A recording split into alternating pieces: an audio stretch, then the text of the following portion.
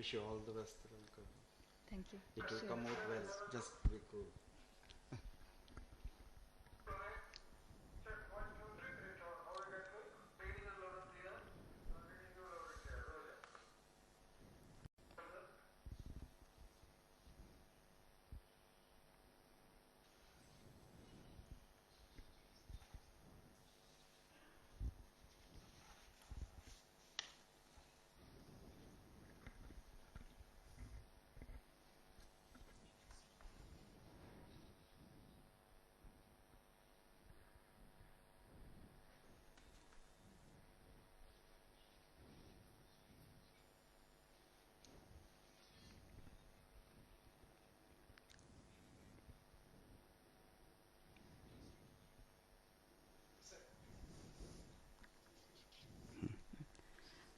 Good morning and welcome to all the viewers in India and abroad who are watching this event live. This telecast comes to you from the Mission Control Center at the Satish Dhawan Space Center, Sriharikota, the Space Port of India.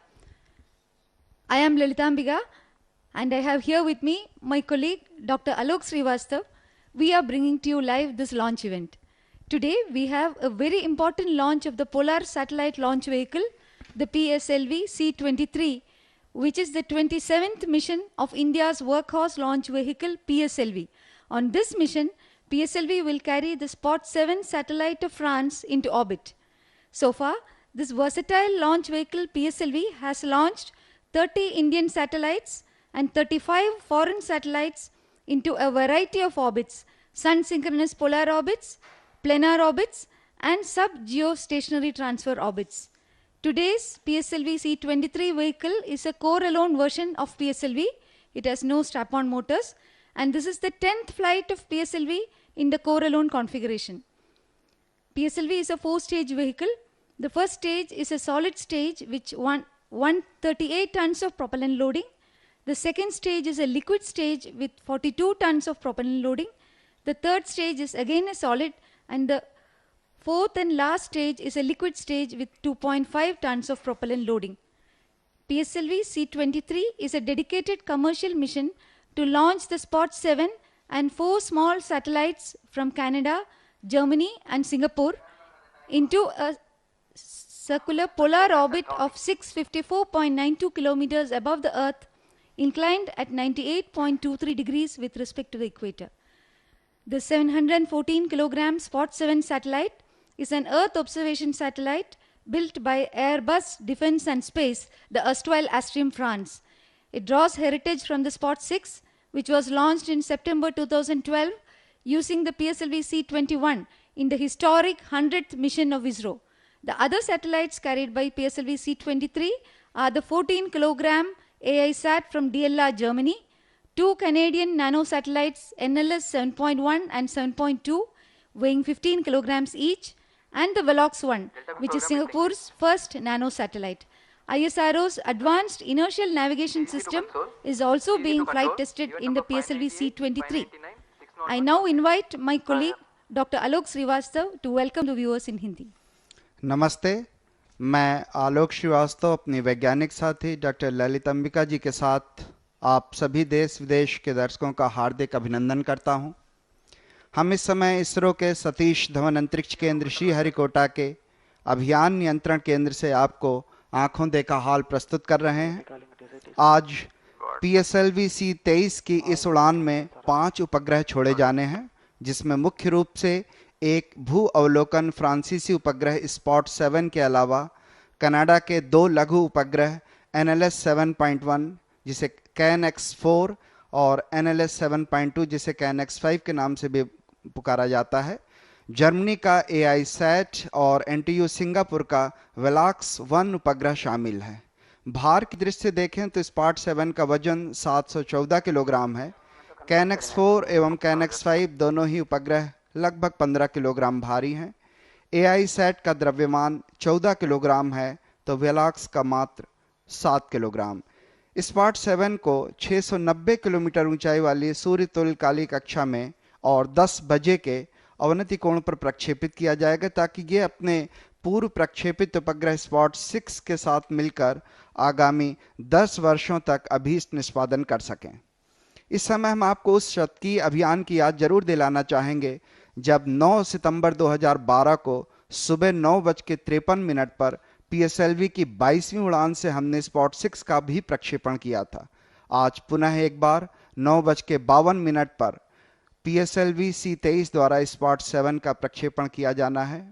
इस अभियान में यूं तो किसी भी भारतीय उपग्रह का प्रक्षेपण नहीं किया जा रहा है, पर इन सभी विदेशी उपग्रहों का प्रक्षेपण वाणिज्यिक उद्देश्यों के अंतर्गत ही होने जा रहा है। ये सभी संभव किया है इसरो की इकाई एंट्रिक्स कॉरपोरेशन ने। आज की सुबह हमारे अंतरिक्ष कार्यक्रम के वाणिज्यिक रूपी उड़ान की एक राह में एक नया पड़ाव लेकर आ रही है। अगर मौसम की बात करें तो पूरी तरह से प्रक्षेपण के अनुकूल प्रतीत हो रहा है। प्रक्षेपण यान उपग्रह एवं भूकेंद्र की तैयारी की समीक्षा के पश्चात प्रक्षेपण प्राधिकरण बोर्ड की अनुमति के साथ ही प्रक्षेपण के लिए लगभग 49 घंटों की उल्टी गिनती 2 दिनों पूर्व 28 जून को प्रातः 8:49 पर शुरू कर दी गई थी। 9:49 पर प्रमोशन विंडो खुल जाएगी। प्रमोशन लगभग 3 मिनट के पश्चात संभावित है। वैसे प्रमोशन समयांतराल कुल 20 मिनट तक खुला हुआ है। इस समय हमारे बीच में जो महानुभाव आज प्रक्षेपण के लिए साक्षी रहेंगे वे हैं सम्मानीय प्रधानमंत्री श्री नरेंद्र मोदी जी, हिज एक्सीलेंसी सम्मानीय श्री एस.एल. नरसिम्हन जी, राज्यपाल आंध्र प्रदेश, सम्मानीय श्री चंद्रबाबू नायडू जी, मुख्यमंत्री आंध्र प्रदेश, सम्मानीय Shri M Venkaiah Naidu ji, honourable minister for urban development, और सम्मानीय Shri doctor Jitendra Singh ji, honourable minister for state government of India. इस समय हम काउंटडाउन से लगभग 30 मिनट पीछे हैं और सभी गतिविधियां सुचारू रूप से जारी हैं।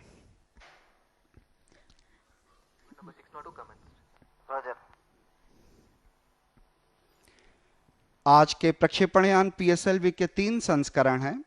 कोर संस्करण, 6 अतिरिक्त स्ट्रैप-ऑन मोटर वाला स्टैंडर्ड संस्करण एवं एक्सेल संस्करण में ये स्ट्रैप-ऑन मोटर स्टैंडर्ड संस्करण की तुलना में थोड़े ज्यादा लंबे होते हैं। आज का प्रक्षेपणयान पीएसएलवी C23 पीएसएलवी का कोर संस्करण है, अर्थात इसमें कोई भी अतिरिक्त स्ट्रैप-ऑन मोटर नहीं लगाया गया है। पीएसएलवी एक 4 चरणों वाला यान है। प्रथम चरण कोर में 138 टन ठोस ईंधन भरा रहता है, द्वितीय चरण में 42 टन तरल ईंधन एवं तृतीय चरण में 7.6 टन ठोस ईंधन भरा जाता है। 2.5 टन तरल ईंधन वाला चतुर्थ व अंतिम चरण होता है। प्रमोशन के वक्त यान का भार लगभग 230 टन होता है और ऊंचाई करीब करीब 44.4 मीटर। उपग्रह एवं प्रक्षेपण यान के अलग अलग निर्माण के पश्चात उनका आपस में समाकलन एक बहुत ही जटिल प्रक्रिया होती है। इसी के संदर्भ में हम आपको इससे जुड़ी हुई एक लघु फिल्म भी दिखाएंगे। इस समय हम देख पा रहे हैं अपने स्क्रीन पे कि काउंटडाउन पे लगभग 29 मिनट 15 सेकंड की दूरी है। इस समय 9:22 हो चुके हैं और जैसा हम देख पा रहे हैं माननीय प्रधानमंत्री जी इस समय एमसीसी जो कंट्रोल सेंटर में उसमें अंदर प्रवेश कर चुके हैं। वे कई महानुभावों से एमसीसी में प्रवेश कर चुके हैं, कई महानुभावों से वो मुलाकात कर रहे हैं। सभी लोग बड़ी बेसब्री से माननीय प्रधानमंत्री जी का स्वागत करते हुए। ये ऐसी घड़ी है जो आपको बड़े लंबे समय तक याद रहेगी, क्योंकि हिम्मत अफजाई के लिए हमारे नेताओं का हमारे साथ होना हमारी हौसला अफजाई ही करता है।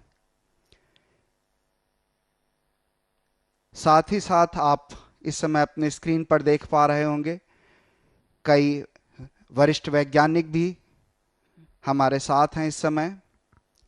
एंट्रिक्स कॉरपोरेशन के कई वैज्ञानिक जिनकी बहुत लंबी मेहनत का यह नतीजा है कि आज स्पॉट 7 और उसके साथ जुड़े 4 छोटे लघु उपग्रह का भी प्रक्षेपण इस समय किया जाना है। Today we have with us a galaxy of VVIPs, the Honorable Prime Minister of India, His Excellency the Governor of Andhra Pradesh, the Honorable Chief Minister of Andhra Pradesh, the Honorable Cabinet Minister for Urban Development, the Honorable Minister of State, PMO, Government of India, and a host of other dignitaries are with us today to witness the launch of the PSLV C23.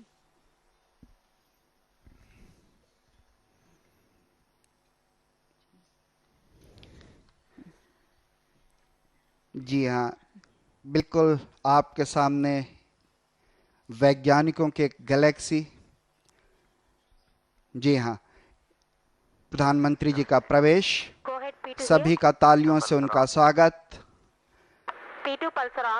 बिल्कुल यही घड़ी Shri Venkaiah Naidu, chairman ISRO Shri Radhakrishnan जी इस समय MCC में प्रवेश कर चुके हैं, अपना स्थान ग्रहण कर रहे हैं और निश्चित रूप से उनकी उपस्थिति हमारे लिए बेहद महत्वपूर्ण।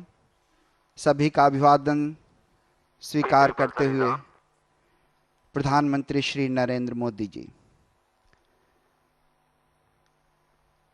डॉक्टर बी सुरेश जो वीएसएससी के डायरेक्टर रह चुके हैं, श्री कस्तूरी रंगन जी जो सचिव थे और इस समय राज्यसभा के सदस्य भी हैं, प्रधानमंत्री जी का स्वागत करते हुए उनसे वार्तालाप करते हुए आप अपनी स्क्रीन पर देख पा रहे होंगे।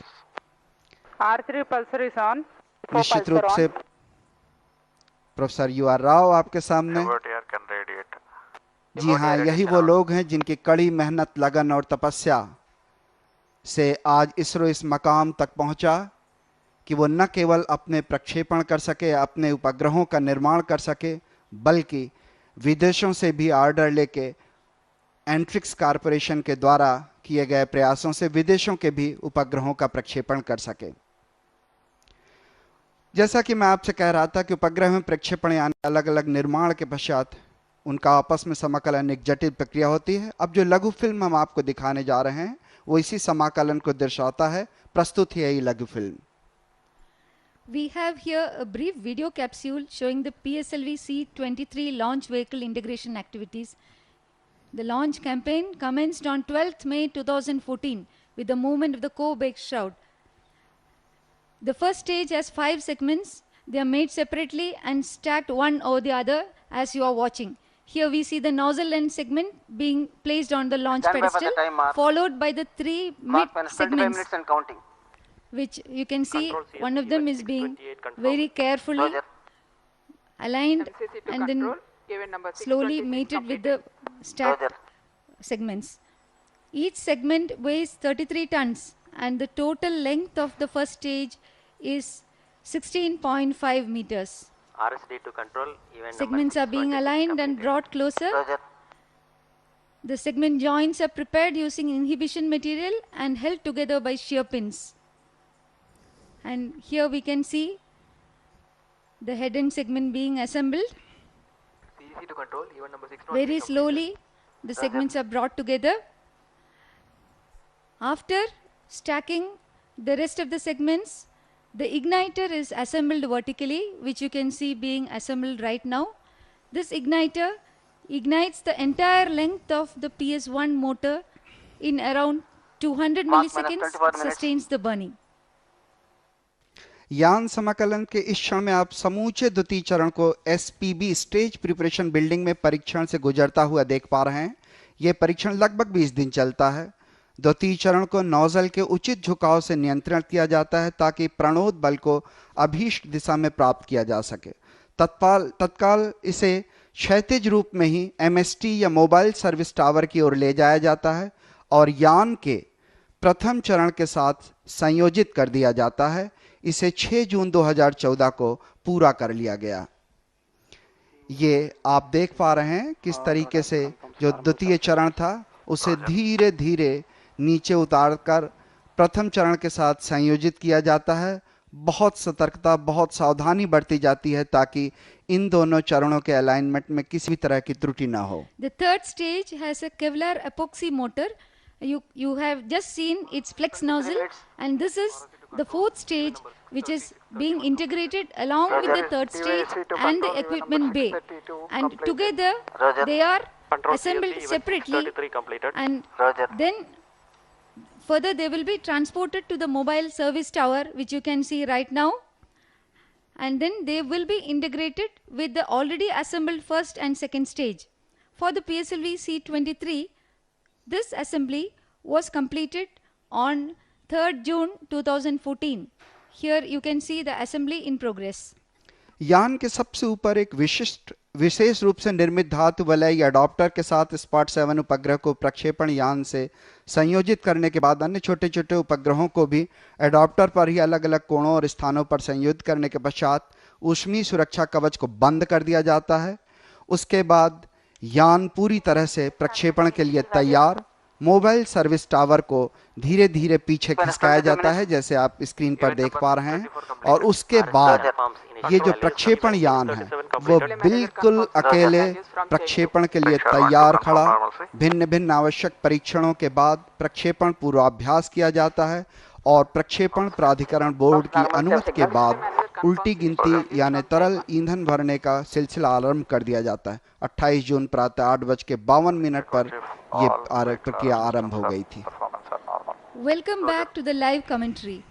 The launch of Spot 7 will take place today at 9:52 Indian Standard Time. The satellite will be placed with local time at descending node at 10:02. The 44.4 meter tall PSLV vehicle, which you are seeing now, is standing majestically at the first launch pad, and this is the 27th flight of PSLV. PSLV has accomplished 25 successful missions and has established itself as a reliable operational launcher of the Indian Space Research Organization. Today we are in the early morning hours. From the weather point of view, things are looking good. Outside it is cloudy. Overall conditions are favorable for the launch. The 49-hour countdown for the PSLV C23 mission commenced on the 28th of June, 2 days before, at 8:52 Indian Standard Time. The countdown started after a series of reviews by the Mission Readiness Review Board and the Launch Authorization Board. They have reviewed the readiness of the vehicle, the satellite, the ground station, and other ground systems and cleared the mission for launch. The launch window actually opens at 9:49. This launch is going to take place 3 minutes later at 9:52. And I will tell you later on why there is a 3-minute delay. Liftoff is expected to take place in about 15 minutes from now. If for some reason it is delayed, we have a total launch window of about 17 minutes. I now request Dr. Alok Srivastav to continue in Hindi. जी हाँ, लघु film के प्रसारण के बाद हमसे जुड़ने के लिए बहुत बहुत धन्यवाद। इस समय हम काउंटडाउन से लगभग 19 मिनट 31 सेकंड की दूरी पर T-15 मिनट्स पर अभियान निदेशक प्रक्षेपण की अनुमति देंगे और उसके आगे की गतिविधियां जारी रहेंगी। अनुमति की ये जो घोषणा है, ये प्रक्षेपण यान उपग्रह एवं भू केंद्र की विभिन्न प्रणालियों के पूर्ण अवलोकन के पश्चात ही की जाती है। हर प्रणाली के वैज्ञानिक लगातार एक लंबे अरसे से चले आ रहे परीक्षणों के आंकड़ों का गहन अध्ययन करते हुए हर बिंदु को बहुत ध्यान से देखा परखा जाता है। उनके अलग अलग रिव्यू के बाद उसे प्रक्षेपण की अनुमति दी जाती है। ये बिल्कुल क्लोज आप देख पा रहे हैं, हम लोग करीब 18 मिनट 41 सेकंड की दूरी पर, और इस चित्र में आपने देखा कि नोजल जो है वो बिल्कुल प्रक्षेपण स्थल पे तैयार, जैसे अपने प्रज्वलन की घोषणा होने के बाद इंतजार कि आकाश की गहराइयों में किस तरह से वो तैर कर हमारे लिए एक नई सफलता की कामना कर सके। अभियान नियंत्रण केंद्र या प्रक्षेपण केंद्र में सभी विशेषज्ञ उड़ान संबंधित प्राचलों का बड़ी सूक्ष्मता से निरीक्षण करने में व्यस्त हैं। 2 दिनों पूर्व उल्टी गिनती के प्रारंभ से लेकर अब तक जाने कितनी ही ऐसी गतिविधियां, कितने ऐसे क्रियाकलाप अति सावधानी पूर्वक संपन्न किए गए, जिनकी सफलता ने हमारे वैज्ञानिकों के अथक प्रयासों में नया उत्साह भरा और यान को प्रमोशन के इस मुकाम तक पहुंचा दिया। इस चरण तक हम लगभग 600 से ज़्यादा गतिविधियों को अंजाम दे चुके हैं और शेष क्रियाकलाप भी कुछ ही क्षणों में एक पूर्व निर्धारित कार्यक्रम के तहत पूरे कर लिए जाएंगे। पूर्व प्रक्षेपण के समय लगभग 760 विशिष्ट गतिविधियां पूरी की जाती हैं। इससे आप अंदाज़ा लगा सकते हैं कि कितनी गहन, कितने ज़्यादा परीक्षण होते हैं एक प्रक्षेपण के समय। आज प्रक्षेपण स्थल पर आसमान में बादल छाए हुए हैं। कल रात में खुल के बारिश हुई थी, पर फिलहाल बारिश के आसार नज़र नहीं आ रहे हैं। हमने प्रक्षेपण मुहिम के साथ ही लगातार मौसम और हवा की गति पर नज़र रखी है और आज ज़मीन पर हवा की गति भी खासी सामान्य, लगभग 11 मीटर प्रति घंटा। वैसे लगभग 15 मीटर प्रति घंटे की रफ्तार से किसी भी तरह का कोई खतरा नहीं रहता। वायुमंडल में पृथ्वी से कुछ ऊंचाई पर आज सुबह मापी गई वायुगति द्वारा कार्यक्रम को आवश्यकता अनुसार पुनः अभिकल्पित किया जाता है ताकि आरोहण के दौरान वायुगतीय घर्षण भार को अल्पतम किया जा सके। आज प्रातः किए गए विस्तृत अनुकरणों से प्रतीत होता है कि सभी मान अपेक्षाएं नियत सीमाओं के अंदर हैं। सुबह के अवलोकनों के आधार पर वायुमंडलीय विद्युत क्षेत्र स्तर भी स्वीकार्य है। प्रक्षेपण के लिए ये विद्युत क्षेत्र स्तर 1000 वोल्ट प्रति मीटर से कम होना चाहिए ताकि तड़ित की किसी भी संभावना को नकारा जा सके। इस समय हम लगभग 16 मिनट की दूरी पर प्रक्षेपण से उस घड़ी का इंतजार करते हुए जब T-15 मिनट पर अभियान निदेशक प्रक्षेपण की अनुमति देंगे। इस समय आप देख पा रहे होंगे कि किस तरह से एक कंसोल पर जो अभियान निदेशक जी हैं वो बिल्कुल तैयार अनुमति के लिए। Range Operations Director to Mission Director. The range is ready for PSLV C23 Spot 7 mission. Mission Director, Roger. TTC Director to Mission Director, all its track ground station and other support elements are ready for supporting PSLV C23 Spot 7 launch. Mission Director, Roger. छोटी छोटी उद्घोषणाएं जो तैयारी की समीक्षा करती हैं, हर प्रणाली को बहुत बारीकी से देखा परखा जाता है। एक दूसरे सब सिस्टम को, एक दूसरे उप प्रणालियों को बताया जाता है उनकी विकास और डेवलपमेंट के बारे में, ताकि किस तरह से बदल रही चीजें उनको देखा जा सके। Mark -15 minutes and counting. This is Mission Director. Based on satisfactory performance of PSLV C23 launch vehicle systems, all the 5 satellites, the range systems and the STRAC network systems, the launch operation sequence for the PSLV C23 Spot 7 mission is authorized. All stations note, Mission Director's authorization for PSLV C23 Spot 7 launch is given. जी हाँ, यही वो क्षण था जिसकी हम बेसब्री से प्रतीक्षा कर रहे थे। T-15 मिनट पर अभियान निदेशक ने प्रक्षेपण की अनुमति दे दी है और इस तरह से अब आगे की गतिविधियां पूर्व नियोजित रूप से जारी रहेंगी। The countdown is currently at 14 minutes before liftoff. At T-15 minutes, the mission director has given the authorization to proceed with the launch. This authorization is based on the readiness of the various vehicle level systems, 14 minutes and counting. satellite, ground stations which monitor the flight events and several other ground systems. ठीक 1 minute के बाद अर्थात T-14 minute पर यान निदेशक ने स्वचालित प्रक्षेपण अनुक्रम के आरंभ की उद्घोषणा कर दी है। कुछ ही क्षणों पहले स्वचालित प्रक्षेपण अनुक्रम का यह सिलसिला आरंभ कर दिया गया है। इस समय हम 13 मिनट 37 सेकंड की दूरी पर। इस घटनाक्रम के पश्चात यान एवं उपग्रह से जुड़ी हुई सारी गतिविधियों का नियंत्रण प्रक्षेपण यान से जुड़े कंप्यूटर प्रणाली द्वारा किया जाता है। At exactly 1 minute later, at T-14 minutes, the vehicle director has authorized the initiation of the automatic launch sequence. From this event onwards, the checkout of all the vehicle and satellite related activities will be taken care of by the onboard computer system which resides in the launch vehicle. We are just a few minutes away from the liftoff. All the experts at the Mission Control Center and the Launch Control Center are closely monitoring the vehicle parameters. Over to Alok. जी हाँ, spot अर्थात satellite for observation डेलाटेरी, that is satellite for observation for earth. जी हाँ, यही मतलब है इस उपग्रह श्रृंखला का, जिस समूह में 6 मध्यम से लेकर उच्च विभेदन क्षमता वाले उपग्रह शामिल हैं, जिन्हें फ्रेंच गुयाना और भारत से प्रक्षेपित किया जा चुका है। इसमें से 2 उपग्रह स्पॉट 5 और 6, जिन्हें अब एयरबस डिफेंस एंड स्पेस द्वारा निर्मित और संचालित किया जा रहा है, अभी भी सकुशलता से कार्य निष्पादन कर रहे हैं। Airbus defence and space Stand by for the time mark. उपग्रह निर्माण के क्षेत्र में विश्व की दूसरी सबसे बड़ी कंपनी है। इसने 3.5 वर्षों के रिकॉर्ड समय में दोनों उपग्रहों की अभिकल्पना और निर्माण का कार्य पूरा किया है। Roger.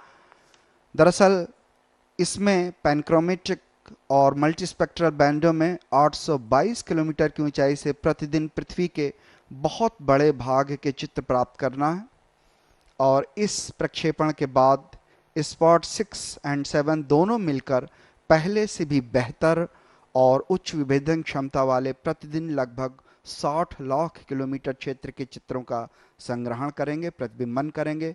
माने भारत के क्षेत्रफल जो करीब 32,87,590 स्क्वायर किलोमीटर है, उसका दोगुना। तो आप अंदाज लगा सकते हैं कि ये स्पॉट 7 उपग्रह किस तरह से पृथ्वी का प्रतिबिंबन करेगा। स्पॉट 7 उपग्रह के समूह में 6 मीडियम रिजोल्यूशन वाले उपग्रह शामिल हैं, जिन्हें फ्रेंच गुयाना और भारत से प्रक्षेपित किया जा चुका है।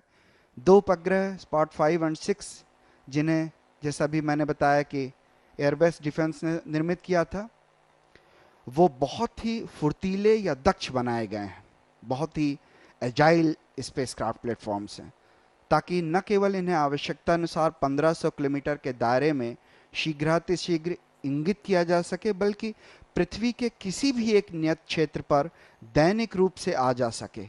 और इस तरह इस प्रक्षेपण के बाद स्पॉट 6 और 7 दोनों मिलकर प्रतिदिन लंबा और बड़ा विशाल क्षेत्र पृथ्वी का प्रतिबिंबन करेंगे।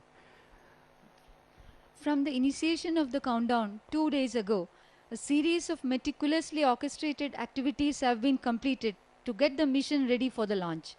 There are more than 700 specific activities to be successfully completed, and Stand by for most the of time these mark. activities have already been completed, and Mark within minus the 10 minutes next and few counting. minutes, as per laid out procedures, we will be ready for the launch. जी हाँ, आप अपने screen पर देख पा रहे हैं बड़े बड़े गर्वित रूप से खड़ा हुआ उपग्रह PSLV। हमारी कड़ी मेहनत, हमारे वैज्ञानिकों के सार्थक प्रयासों को आज सफल करने की प्रतीक्षा में। 2002 से सेवाएं दे रहे स्पॉट 5 की तुलना में उच्च वेदन क्षमता वाले स्पॉट 6 या 7 उसी कक्षा में स्थापित प्लीडस 1 व 2 अति उच्च विभेदन वाले उपग्रहों के साथ मिलकर बेहतर सेवाएं लगभग 1.5 मीटर विभेदन वाले उन्नत प्रतिबिंब देने के लिए प्रतिबद्ध हैं। इसके साथ ही university of Toronto institute of aerospace studies के NLS 7.1 और 7.2 2 समरूप उपग्रह हैं। इनकी उड़ान बहुउद्देशीय जुड़वां नैनो उपग्रहों की संरचना का प्रदर्शन है। दोनों उपग्रहों में शीत गैस प्रणोदक और GPS अभिग्राही लगे हुए हैं। निर्माण लागत को कम रखने की दृष्टि से क्यूबसैट के घटकों द्वारा निर्मित automatic information satellite AISAT Germany का लघु उपग्रह है, जिसमें जहाजों पर लगे स्वचालित संचार उपकरणों से हो रहे प्रसारणों को प्राप्त करने हेतु दिशात्मक एरियल लगे हुए हैं। सिंगापुर की नैनयांग टेक्नोलॉजिकल यूनिवर्सिटी NTU का एक लघु उपग्रह वेलॉक्स 1 का मुख्य उद्देश्य विद्यार्थियों को उपग्रह की अभिकल्पना, निर्माण, यान के साथ संयोजन और प्रक्षेपण मुहिम का अनुभव कराना है। इसमें पृथ्वी के प्रतिबिंबन के लिए एक उच्च वेदन कैमरे का समावेश किया गया है। बाद में से NSAT और PSAT उपग्रहों में विभक्त करके संचार प्रयोगों के रूप में आगे बढ़ाने की योजना है। We can see the launch vehicle standing all ready for the launch. Based on The charging weather of here PS2 at the launch accumulator site started. is quite favorable. The ground wind speed was quite benign. It was less than 11 meter per second. The allowable limit is 15 meter per second, and hence there is no concern in this 8 minutes and regard. counting. The upper altitude winds too are benign. Event We have very 683, closely SBS servers monitored activated. the wind and weather Mission conditions computer at the launch confirms site reception of since SHAR-1 the and start of SHAR-2 the launch data. campaign. Roger. The Phase one upper charging of atmospheric PS2 wind accumulator completed. measured in the very early morning a couple of hours before is used to redesign the steering program to keep the aerodynamic load minimal during the atmospheric ascent. This is called the day of the launch wind biasing and has been successfully used in the last several launches from SHAR to reduce the aerodynamic loads, and it is being used for this mission also. The detailed simulations made early this morning show that the aerodynamic load, the structural interactions, and the control requirements are well within allowable limits for launch. One of the indicators is called Q alpha, that is less than 1000 Pascal radian, where the limit is more than 2800 Pascal radian. The atmospheric electric field levels measured this morning are also quite acceptable. For clearing the launch, atmospheric electric field should be less than 1000 volts per meter, which means there's no possibility of any lightning. Today we do not have any concern in that regard. Over to Dr. Alok. धन्यवाद ललितम्बिका जी। बिल्कुल closely आप देख पा रहे हैं श्री चंद्रबाबू नायडू जी को, जो इस समय आंध्र प्रदेश के मुख्यमंत्री हैं। उनके साथ महानुभाव बैठे हुए। निश्चित रूप से हमारे लिए बहुत महत्वपूर्ण घड़ी, क्योंकि वाणिज्यिक रूप से देखा जाए तो एंट्रिक्स कॉरपोरेशन ने इस तरह के कई मील के पत्थर पार किए हैं और ये उन्हीं में से एक है जिसके बाद हमारे जो पड़ाव हैं, अगर हम उन पे ध्यान दें तो आपको बताना चाहूँगा कि जैसे Vehicle to internal battery power. आज का जो प्रक्षेपण यान है वो 4 चरणों वाला यान है, जैसा आप देख चुके हैं उसके असेंबली और सीक्वेंस को। प्रथम चरण 20 मीटर लंबे कोर हैं, जिसमें 138 टन एवं 12.2 टन HTPB हाइड्रोक्सिल टर्मिनेटेड पॉलीब्यूटाटाइन आधारित ठोस ईंधन भरा जाता है। 12.8 मीटर लंबे द्वितीय चरण में 42 टन तरल ईंधन एवं 3.6 मीटर लंबे तृतीय चरण में 7.6 टन ठोस ईंधन भरा जाता है। 2.5 टन तरल ईंधन वाला 2.7 मीटर लंबा चतुर्थ व अंतिम चरण होता है। इस समय हम करीब करीब 5.5 मिनट की दूरी पर प्रक्षेपण से। निश्चित रूप से ऐसी घड़ी जो हमें कुछ न कुछ सिखा जाएगी, क्योंकि हर प्रक्षेपण पहले से कुछ नया, कुछ अलग होता है। PSLV की प्रक्षेपण क्षमता 1750 किलोग्राम नीत भार को 600 किलोमीटर की सूर्य तुल्यकालिक ध्रुवीय कक्षा में 1425 किलोग्राम नीत भार को 284 गुणा 21,000 किलोमीटर की GTU कक्षा में प्रक्षेपित करने की है। इस यान से कम भार वाले अनेक उपग्रह एक साथ छोड़े जा सकते हैं। The vehicle is going to take off in 5 minutes, while the automatic launch sequence program is checking hundreds of vehicle parameters. The experts at the control center are also closely monitoring the vehicle health by watching the vital health parameters at their consoles. The vehicle has now gone to internal power. I will briefly outline the flight sequence. At T0, we will have the ignition of the core stage of PS1. This stage will take the vehicle to a height of 52.7 kilometers and impart an inertial velocity of 1555 meter per second. The separation of the first stage takes place around 110 seconds. This will be followed by the ignition of the second stage. The payload fairing separation will take place during the second stage flight at an altitude of approximately 131 kilometers. 4 minutes and counting. And at this time, the velocity would have climbed to 2257 meter per second. The second stage will take the vehicle to a further altitude of 218 kilometers. The third stage gets ignited 263 seconds after liftoff and burns for 123 seconds. Aero and valve batteries are on. Subsequently, there will be a long coast phase Onboard computers in flight of mode. around 145 seconds decided by the mission requirements. During the coast phase, the rocket motors will be in off condition. SLV3, ASLV, PSLV और GSLV और आगे चल के GSLV Mark 3 ऐसे कई प्रक्षेपण यान इसरो के अब तक के सतत विकास पथ की कहानी स्वतः बयान करते हैं। PSLV और GSLV भारतीय अंतरिक्ष अनुसंधान संगठन इसरो की 2 परिचालित प्रक्षेपण प्रणालियां हैं। इस समय हम लगभग 2 मिनट 52 सेकंड की दूरी पर। PSLV ने लगातार 26 उड़ानें 25 सफल रहीं। उड़ानें भरकर खुद को इसरो का सबसे सफल एवं कार्यकुशल प्रक्षेपण यान बना लिया है। 1994 में इसके पहले सफल प्रक्षेपण के बाद PSLV ने कई भारतीय सुदूर संवेदी उपग्रह संचार प्रक्षेपित किए, जिसमें 35 उपग्रह अंतर्राष्ट्रीय उपभोक्ताओं के लिए थे। आपको याद होगा कि इसी PSLV के सहारे भारत का पहला चांद अभियान चंद्रयान-1 अक्टूबर 2008 को PSLV से ही प्रक्षेपित किया गया था और हाल ही में नवंबर 2013 को मार्स ऑर्बिटर मिशन ने मंगल की यात्रा प्रारंभ की, जो सितंबर में अपने गंतव्य के करीब पहुंचने की स्थिति में इसी के सहारे की गई थी। PSLV C23 PSLV के कोर संस्करण की 10वीं उड़ान होगी। इस समय हम लगभग 1 मिनट 40 सेकंड की दूरी पर प्रक्षेपण से बहुत ही क्लोजर व्यू प्रक्षेपण यान का आप देख पा रहे हैं। निश्चित रूप से सभी कुछ सामान्य, लेकिन वैज्ञानिकों की धड़कनें उस क्षण की प्रतीक्षा में जब वे प्रज्वलन को और सफल प्रक्षेपण को प्रमोशन को देख पाएंगे। भले कितने भी प्रक्षेपण का अनुभव हो, हर प्रक्षेपण के समय हर बिंदु, हर प्राचल, हर पैरामीटर बहुत महत्वपूर्ण होता है।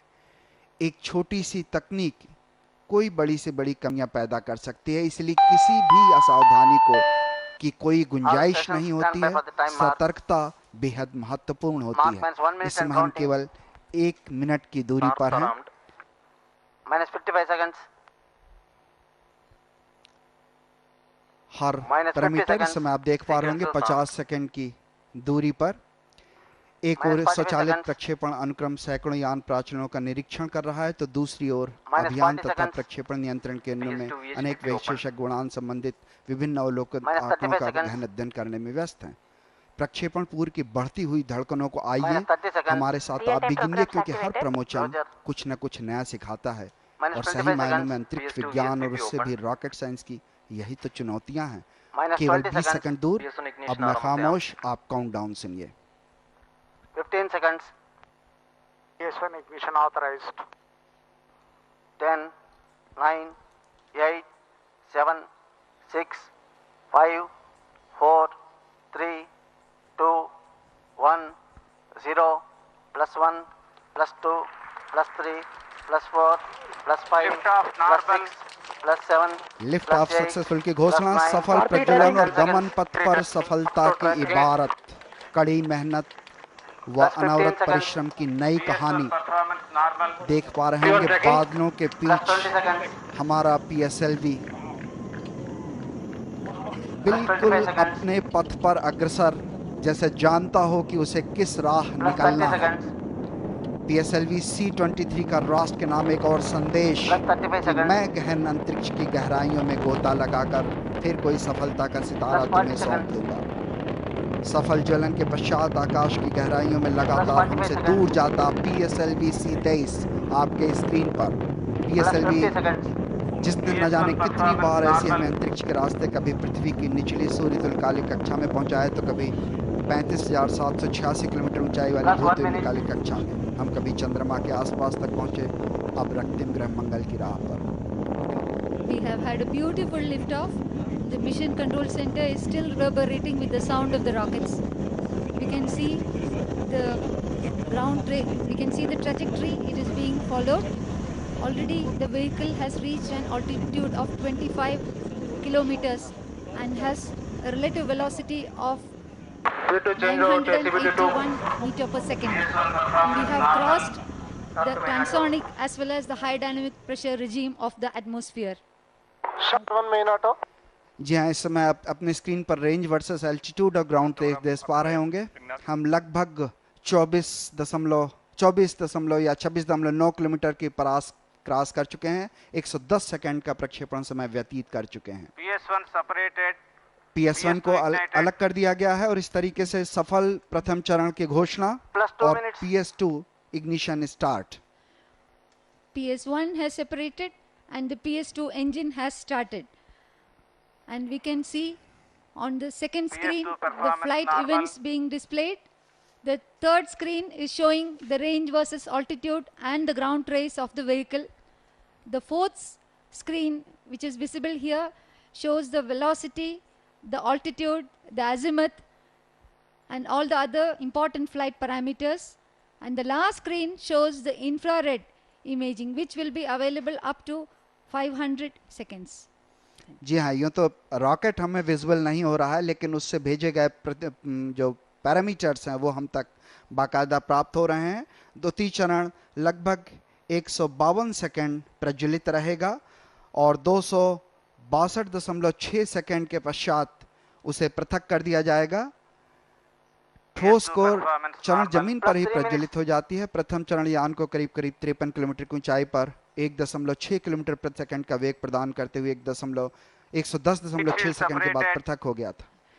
हीट शील्ड, ऊष्मीय सुरक्षा कवच अलग हो गया है 187.1 सेकंड के बाद। The payload fairing has separated. This is meant to protect the vehicle, the payload, and it gets separated at an altitude of 131 kilometer. The closed loop guidance has been initiated, which will automatically ensure that the vehicle follows the optimal trajectory. जी हाँ, बिल्कुल अनुमानित पथ और अवलोकित पथ दोनों बिल्कुल एक दूसरे को फॉलो करते हुए ऊष्मीय सुरक्षा का बेहद महत्वपूर्ण होता है। वायुगतिकीय घर्षण से उपग्रह को बचाने के लिए और यान को एरोडायनामिक फ्रिक्शन से बचाने के लिए बेहद आवश्यक होता है। और हम इस समय द्वितीय चरण के सेपरेशन के बिल्कुल नज़दीक 262.6 सेकंड के करीब ये अलगाव होना है। इस समय हम करीब 260 किलोमीटर की रेंज क्रॉस कर चुके हैं और बिल्कुल नज़दीक जब द्वितीय चरण अलग होगा और तृतीय चरण प्रज्वलित हो जाएगा। आप अपने स्क्रीन पर यही घोषणा का इंतजार। PS2 जो है वो सेपरेट हो चुका है और PS3 जो है तृतीय चरण वो प्रज्वलित हो गया है। The third stage has ignited, and this is a solid stage, and it will continue to burn for about 120 seconds, and during which it will take the vehicle to a much higher altitude and velocity. And at the end of the third stage, we will be having a coast phase, and we can see that the flight parameters are all exactly following the nominal profile. The ground trace is also as per the nominal profile, and we have now some more time to wait till the PS3 separates. सभी चेहरों पर खुशी का माहौल। दोनों चरण प्रथम और द्वितीय चरण सफलतापूर्वक अपना निष्पादन दे चुके हैं। 320 सेकंड का समय लगभग व्यतीत करके हम 4.158 किलोमीटर प्रति सेकंड की वेलोसिटी प्राप्त कर चुके हैं। 515 किलोमीटर पर आस और 305 किलोमीटर की ऊंचाई प्राप्त करते हुए ये यान अपने अनुमानित पथ पर लगातार अग्रसर होता होगा।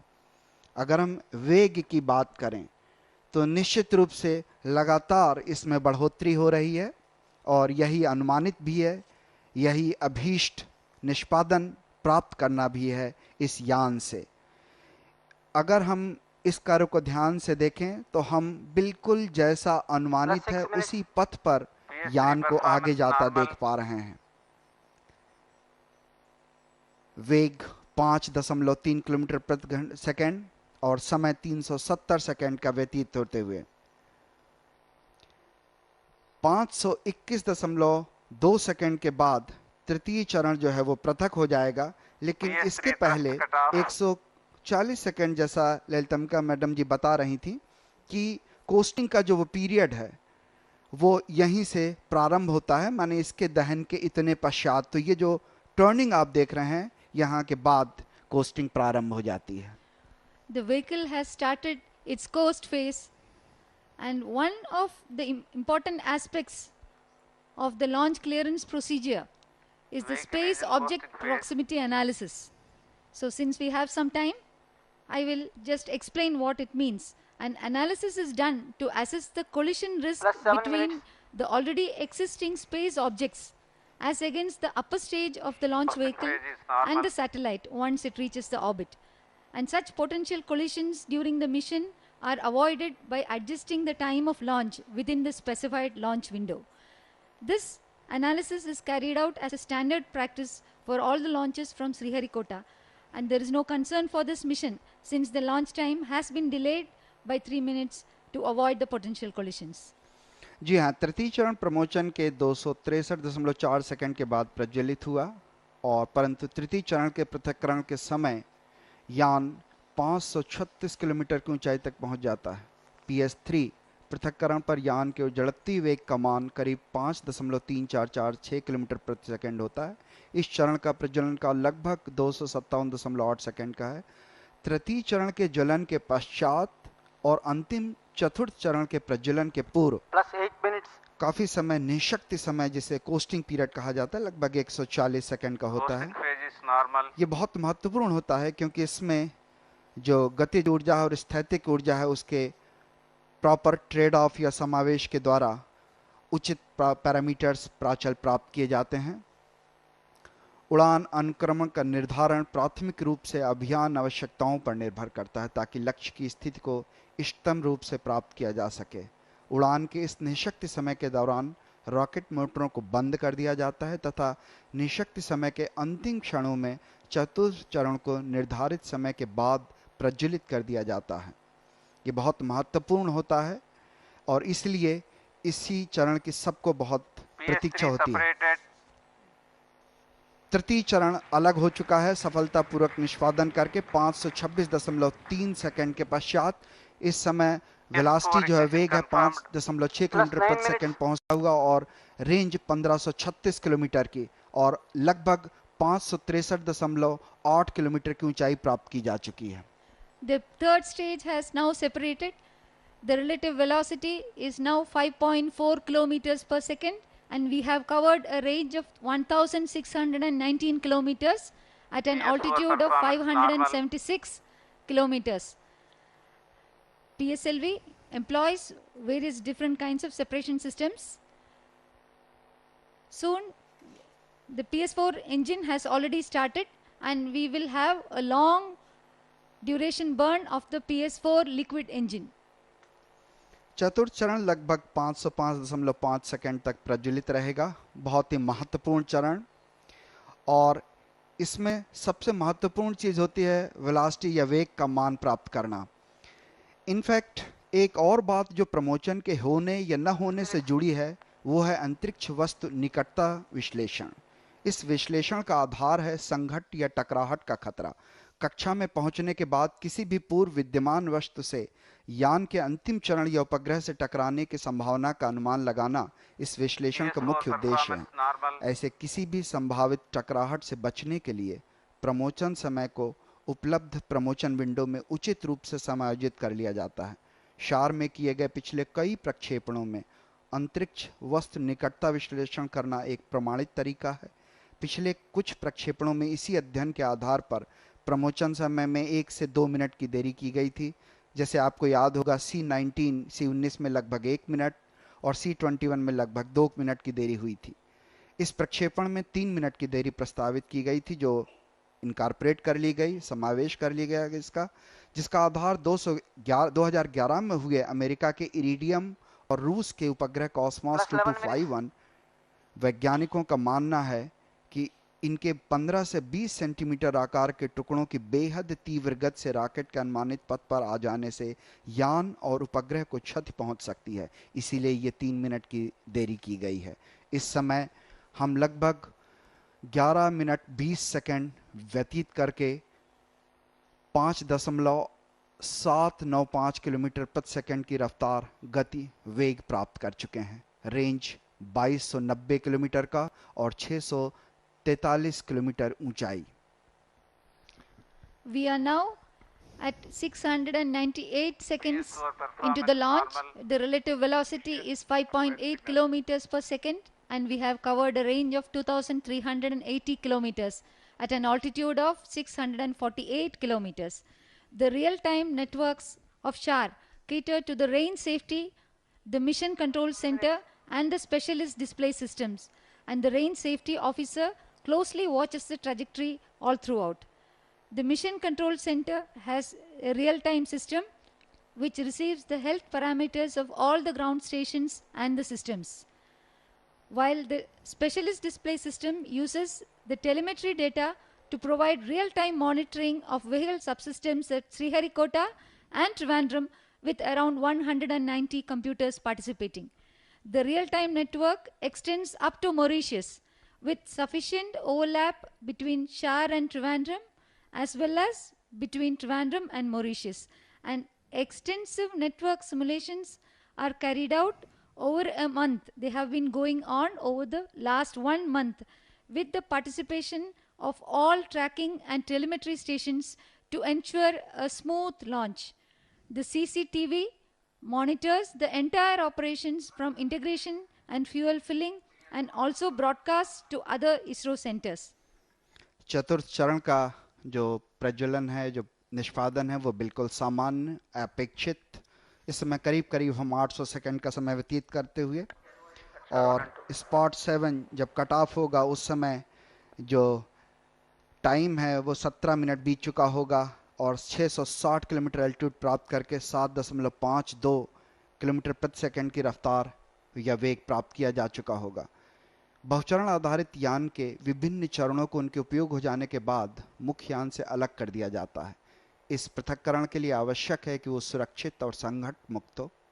ये पृथक्करण घटनाएं अभियान के लिए बेहद नाजुक होती हैं, इसलिए इनकी अभिकल्पना पर सबसे ज़्यादा ध्यान देकर इन्हें साफ सुथरा, संतुलित व सख्त बनाया जाता है।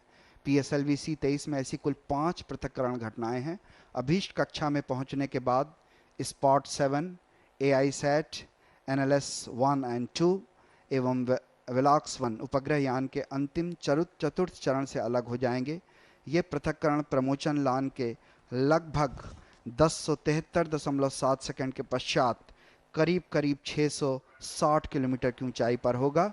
हम इस समय 860 सेकंड का समय व्यतीत कर चुके हैं। We are currently at 865 seconds into the launch. The fourth stage cutoff is expected around 1040 seconds into the launch at an altitude of 659 kilometers and the inertial velocity of 7521 meter per second.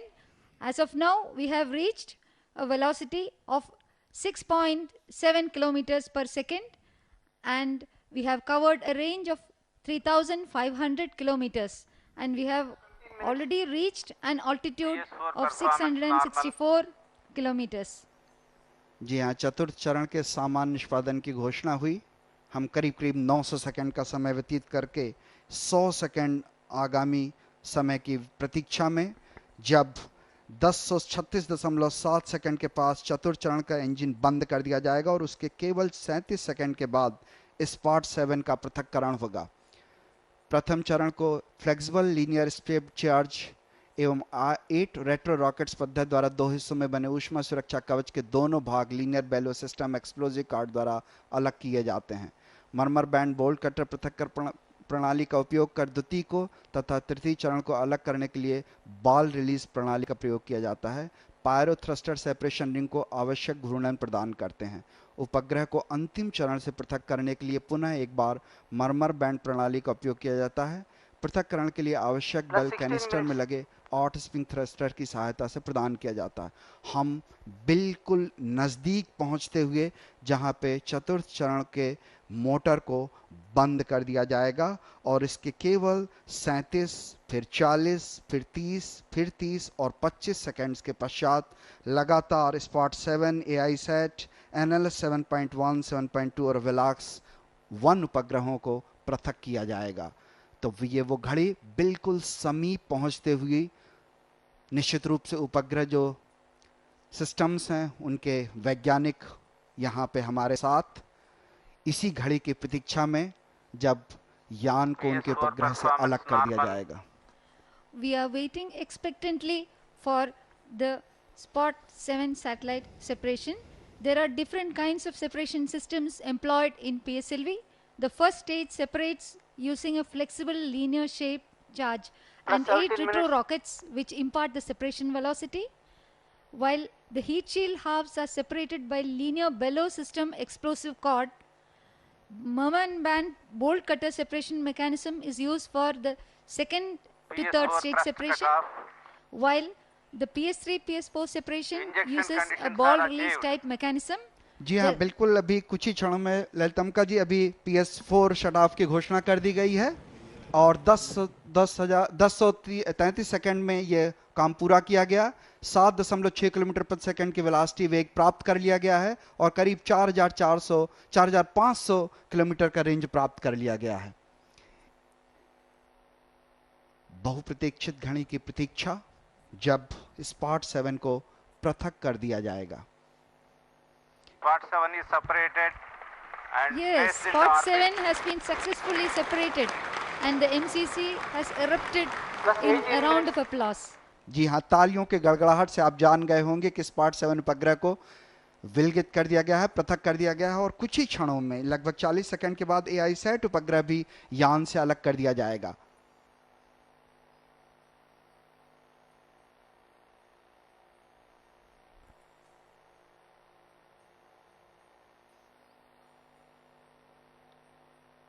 उसी announcement, उसी घोषणा की प्रतीक्षा हम सब। ASAT is separated. Yes, the AI-SAT has also separated successfully at 1110 seconds. 1110 second पे AI-SAT के पृथक्करण के बाद सभी वैज्ञानिक खुशी में, और केवल 30 सेकंड और फिर 30 सेकंड के बाद NLS 7.1 और 7.2 का जो सेपरेशन है, पृथक्करण है, वो किया जाएगा। फिर से एक बार मैं खामोश और आप सुनिए उस घोषणा को। Plus 19 minutes. NLS 7.1 is separated. NLS 7.1 has now been separated at 1141 seconds. तो आप देख पा रहे होंगे कि किस तरह से हमारे विश्वास को एक नई दिशा मिलती हुई, बिल्कुल जैसा अनुमानित था उसी प्रतीक्षा में, उसी तरह से NLS 7.1 और NLS 7.2 जो है उसे सेपरेशन की प्रतीक्षा। NLS 7.2 is separated. जी हाँ, 1171.4 सेकंड पे NLS 7.2 को भी सेपरेट कर दिया गया, पृथक कर दिया, और केवल अब 25 सेकंड के बाद अंतिम उपग्रह वेलॉक्स 1 के पृथक्करण की घोषणा होनी है। Both the NLS 7.1 and 7.2 satellites have been separated and we are eagerly awaiting the separation of the Velox 1. और ये सफल भी हुआ। 1195.1 सेकंड के बाद पांचों उपग्रह जैसा अनुमानित था उसी उम्मीद में अंतरिक्ष कॉर्पोरेशन इसरो की ही वाणिज्यिक इकाई है जो राष्ट्रीय व अंतर्राष्ट्रीय स्तर पर प्रक्षेपण को किसी भी संभावना को तलाश कर उसे अंजाम तक पहुंचाने में महत्वपूर्ण भूमिका निभाती है। प्रधानमंत्री सभी को बधाइयां देते हुए, निश्चित रूप से उनकी उपस्थिति में श्री चंद्रबाबू नायडू जी, डॉक्टर सुरेश, जिन्हें आप अपने स्क्रीन पर देख पा रहे होंगे, और यही वो घड़ी है, यही वो क्षण है जिन्हें हम सभी को इंतजार था। सारे वैज्ञानिक जो विभिन्न उपग्रहों से जुड़े हुए हैं आपस में एक दूसरे को बधाइयां देते हुए और भारतीय वैज्ञानिक PSLV C23 के सफल प्रक्षेपण पर बधाइयां देते हुए, निश्चित रूप से आइए हम आपको उन क्षणों तक ले चलते हैं जब MCC के मुख्य नियंत्रण केंद्र में से आप चेयरमैन और उसके बाद वो घोषणा करेंगे प्रधानमंत्री जी किस तरह हमारे सफल प्रक्षेपण पे उनके अनुभव रहे। आइए सीधे हम आपको लिए चलते हैं MCC के नजदीक। धन्यवाद।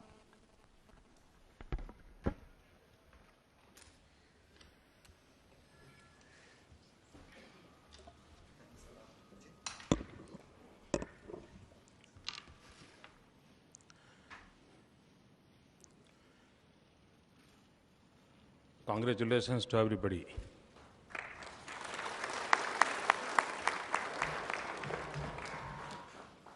Shri Narasimhan ji, Governor ji, Shri Chandrababu Naidu Garu, Chief Minister, my ministerial colleagues, Shri Venkaiah Naidu and Dr. Jitendra Singh, Dr. Radhakishan, Secretary Space, Professor U.R. Rao, Dr. Kasturi Ranganji,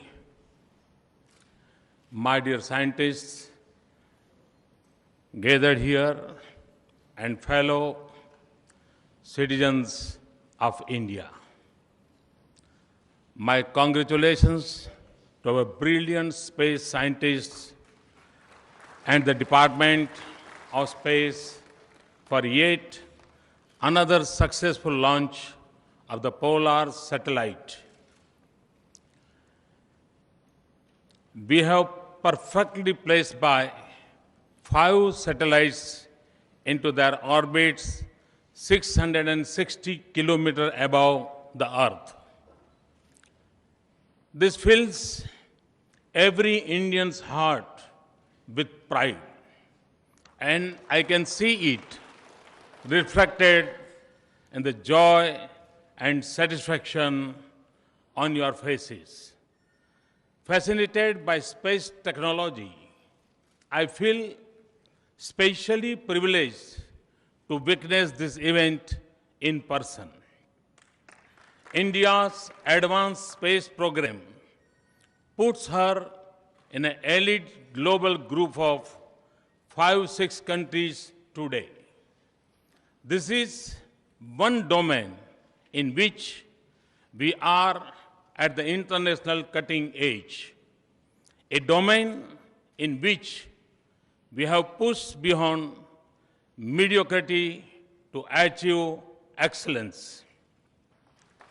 We have launched satellites of advanced nations.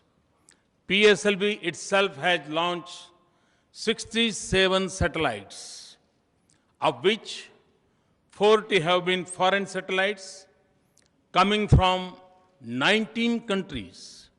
Even today's satellites are all from developed nations: France, Canada, Germany, and Singapore.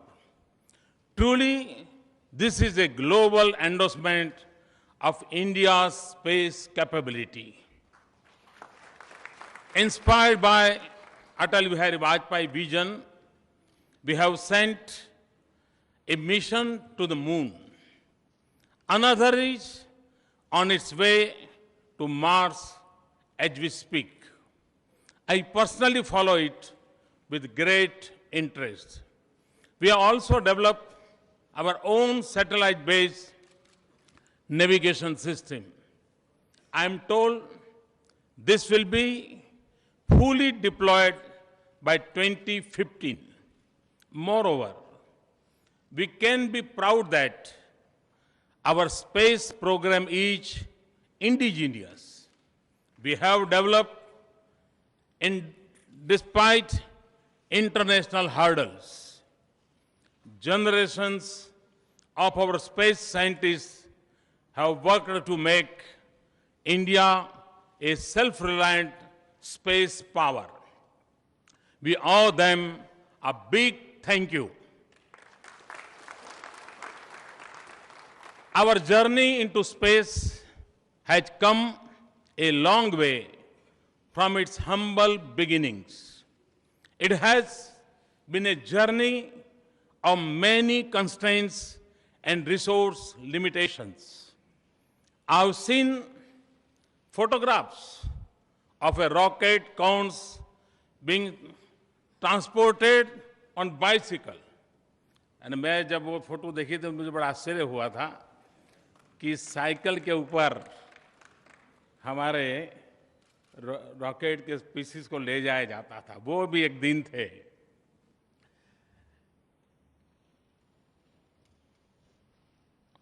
Our first satellite, Aryabhat, was made in industrial sheds in Bangalore. यानी मंजिल हमने कहां से कहां पहुंचाई है, और ये सब क्रेडिट आप वैज्ञानिकों को जाता है. Even today, our program stands out as the most cost-effective in the world. The story of our Mars mission costing less than the Hollywood movie Gravity मैंने सुना है कि हॉलीवुड मूवी जो ग्रेविटी मूवी बनी है उसमें जो खर्चा आया है उससे भी हमारे मार्स मिशन का खर्चा कम है। ये अपने आप में बहुत बड़ी बात है। Our scientists have shown the world a new paradigm of frugal engineering and the power of imagination. Friends, the success of ours had deep historical roots. हम जानते हैं मानव जीवन की यात्रा उपनिषद से शुरू होकर के उपग्रह तक पहुंची है। ऋषियों ने उपनिषद से शुरू किया था, आप वैज्ञानिकों ने उपग्रह तक पहुंचाया है। India has a rich heritage of science and technology, including in the field of space. An understanding of the cosmos and its relationship to life and science is deeply rooted in our ancient thought and knowledge. Our ancestors had conceived of ideas like shunya and flying objects. कभी कभी हम गर्व से कह सकते हैं कि हमारे पूर्वजों ने अगर मानव जात को जीरो न दिया होता तो आज शायद विज्ञान इतनी प्रगति नहीं कर पाता। इतनी बड़ी भेंट हमारे पूर्वजों ने दी है। The works of visionaries like Bhaskaracharya and Aryabhat continue to inspire scientists. Many misunderstand space technology to be for the elite. That has nothing to do with the common man. और मैं मानता हूं ये सबसे बड़ी गलती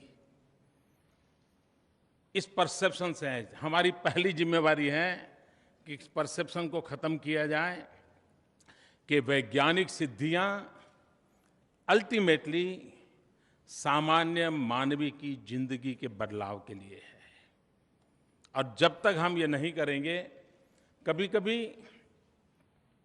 शरीर के कोई पुर्जे पर पीड़ा नहीं होती, तब तक हमें उसका मूल्य समझ नहीं आता। यूं शरीर चलता रहता है, लेकिन एकाध जगह पर कुछ गड़बड़ हो जाए फिर पता चलता है इतना महत्वपूर्ण था क्या बॉडी पार्ट।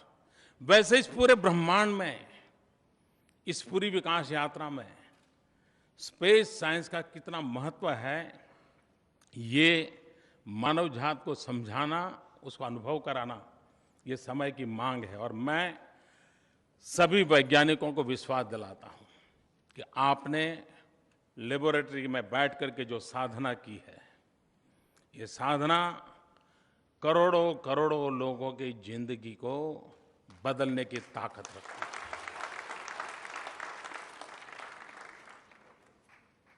आपकी ये सिद्धियां सामान्य मानवी तक पहुंचाने के लिए शासन की प्राथमिकता बन जाएं। गवर्नमेंट के सारी डिपार्टमेंट सेंसिटाइज हो जाएं, तो देखते ही देखती है दूर सुदूर जंगलों में भी क्वालिटी ऑफ लाइफ का हम एहसास कर सकते हैं। और मैं आपको विश्वास दिलाता हूं कि आप वैज्ञानिकों के द्वारा की गई ये तपस्या कभी बेकार नहीं जाएगी, मानव जात के कल्याण के लिए काम आएगी।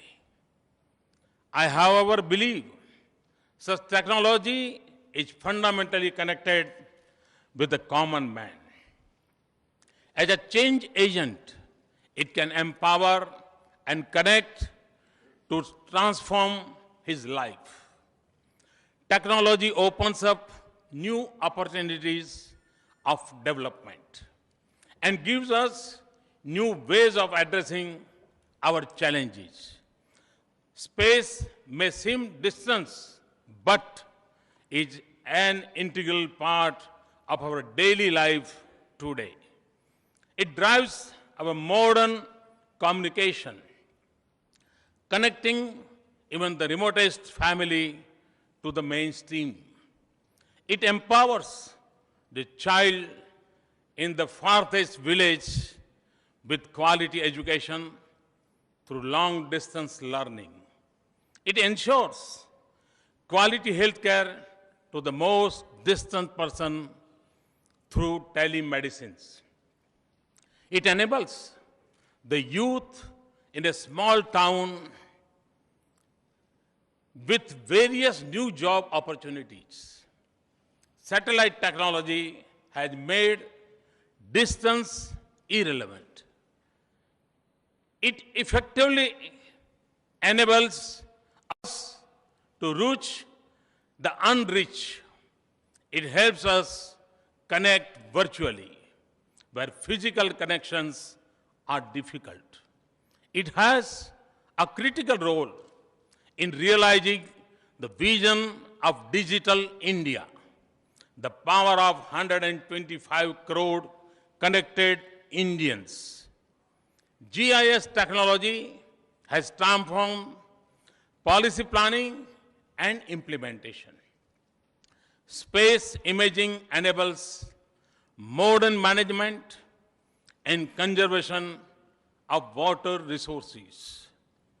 Through GIS-driven watershed development, it has been deployed in our urban planning to scientifically manage our growing towns and cities.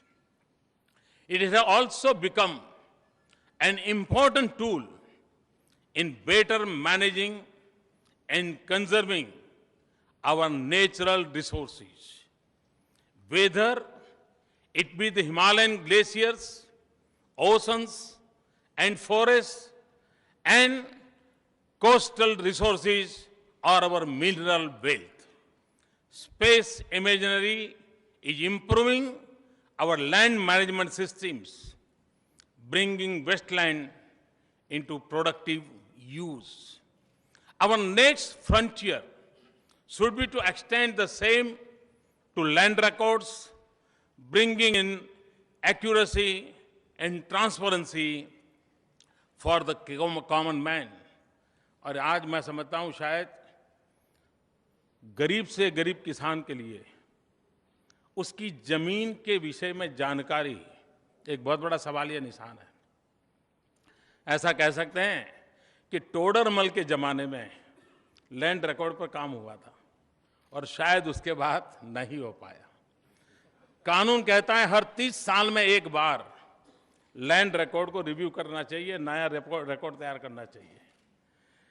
लेकिन शायद आप वैज्ञानिकों के इस परिश्रम का परिणाम है कि जो काम टोडरमल ने शुरू किया था वो बहुत अधिक वैज्ञानिक आधार पर अब आपके इस रिसर्च के माध्यम से होगा, ऐसा मेरा पूरा विश्वास है। Space technology has also evolved into an invaluable asset in disaster management. Satellite communication channels often end up being the only mode of communication. Accurate, advanced warning and tracking of cycle failure saved countless lives recently.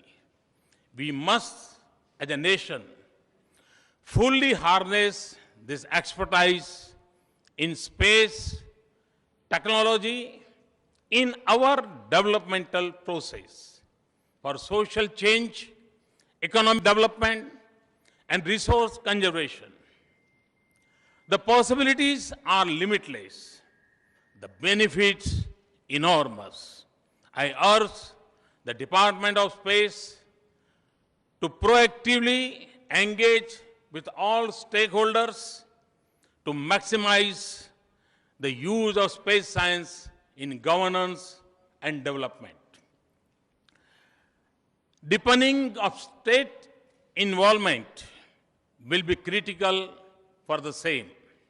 Friends, India is rooted in our age-old ethos of Vasudhaiv Kutumbakam, of the whole world being one family.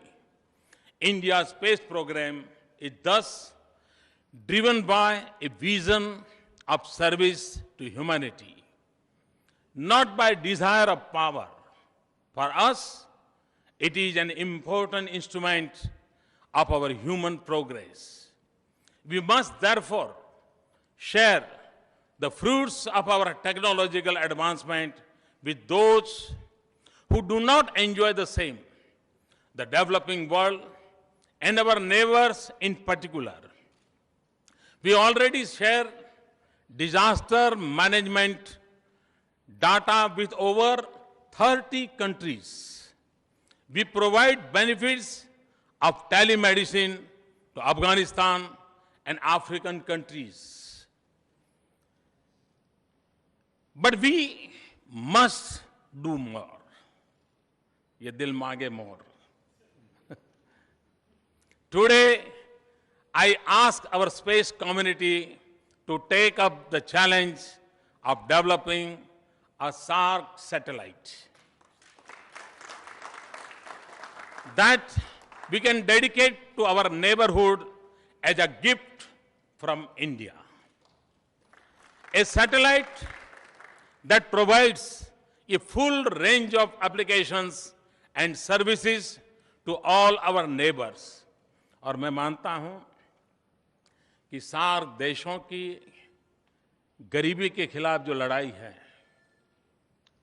अशिक्षा के खिलाफ जो लड़ाई है, अंधश्रद्धा के खिलाफ जो लड़ाई है, वैज्ञानिक क्षेत्र में आगे बढ़ने का जो चुनौती है, सार्क देशों के नौजवानों को अपॉर्चुनिटी प्रदान करने की संभावनाएं पड़ी हैं।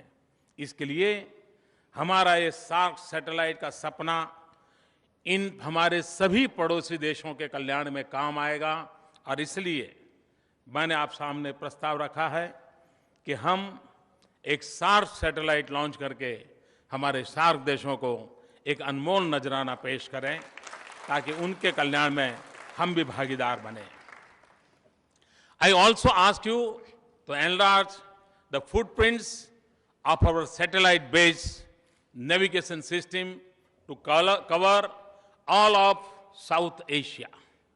Friends, continued progress in space must remain a national mission. We must keep enhancing our space capabilities. We must develop more advanced satellites with higher computing, imaging, and transmitting power. We must expand our satellite footprints in terms of frequency and quality. We must also strengthen our international partnership in all areas of space technology. India has the potential to be the launch service provider of the world. We must work towards this goal. Construct the required new launch infrastructure and extend our launching capabilities to heavier satellites. Development of human resources will be critical for our future success. I was very pleased to meet our young scientists here. I admire their work and their achievements. Let us link up with more universities and colleges to develop our future leaders in this area. मैं कल से आपके बीच में हूं। मुझे एक बात का सबसे बड़ा आनंद हुआ कि मुझे यहाँ 4 पीढ़ी के साइंटिस्टों को मिलने का सौभाग्य मिला। 4 generations are present here. ये अपने आप में प्रगति की बड़ी निशानी है। जिन्होंने आर्यभट्ट का काम देखा था, तब से लेकर के अब तक काम करने वाले साइंटिस्टों को एक छत के नीचे देखना, ये अपने आप में एक फैमिली लाइक एनवायरनमेंट, एक टीम स्पिरिट इसका अनुभव कराता है और इस बात का मुझे सर्वाधिक आनंद हुआ और इसके लिए मैं आप सभी वैज्ञानिकों को विशेष रूप से बधाई देता हूं और उन एंसेस्टर्स को भी बधाई देता हूं जिन्होंने इस महान परंपरा को प्रारंभ किया। सतीश धवन जी हो, विक्रम साराभाई हो, उन महान परंपरा को निर्माण करने वालों को भी मैं अपनी तरफ से बहुत बहुत बधाई देता हूं। We must also involve our youth at large with space. You have already started putting a lot of space-related data online through your Bhuvan space portal. जो विद्यार्थी मुझे सुन रहे हैं, मैं उनसे आग्रह करता हूं कि आप इस भुवन स्पेस पोर्टल को जरूर विजिट करें. इतना इंफॉर्मेशन का खजाना है, आपको भी आनंद आएगा और हो सकता है इसके कारण आपका भी कभी मन कर जाए कि आप भी इस क्षेत्र के अंदर प्रवेश करने का इच्छा करेंगे. और इसलिए मैं विशेष रूप से आप लोगों को भुवन स्पेस पोर्टल की विजिट करने के लिए विशेष रूप से आग्रह करता हूं. What steps can be taken to further increase access to data by students and researchers? Could we also think of development a state-of-the-art interactive digital space museum? अगर ये हम करते हैं तो देश के नौजवान नई पीढ़ी जाएगी और इंटरेक्टिव स्पेस म्यूजियम बनाएंगे तो हो सकता है कि आने वाली पीढ़ियों को हमें नए साइंटिस्ट पाने की वो एक खिड़की खोल सकने का एक मार्ग बन सकता है. In conclusion, I want to emphasize how technology is central to development. It touches one and all and is an important instrument of our national progress. India's space program is a perfect example of scale, speed, and skill. Our space scientists have made us global leaders in one of the most complex areas of modern technology. This shows that we can be the best, and we must feel proud of it. If we apply ourselves, we can meet the aspirations of our people. Let us take inspiration from today's mission. Dedicate ourselves to accelerate our nation's progress. I am confident, and again I repeat, I am confident we can. I thank the Department of Space for this opportunity to witness the launch. I commend Dr. K. Radhakrishnan for his leadership. I wish the team the very best as you prepare to put our spacecraft into Mars orbit in a few months from now. I wish you every success as you strive to master new technologies and conquer new frontier of space. May all your endeavors meet with success. Thanks a lot and wish you all the best. We must proudly, the one sentence which inspires us, Bharat Mata Ki Jai. Thank you.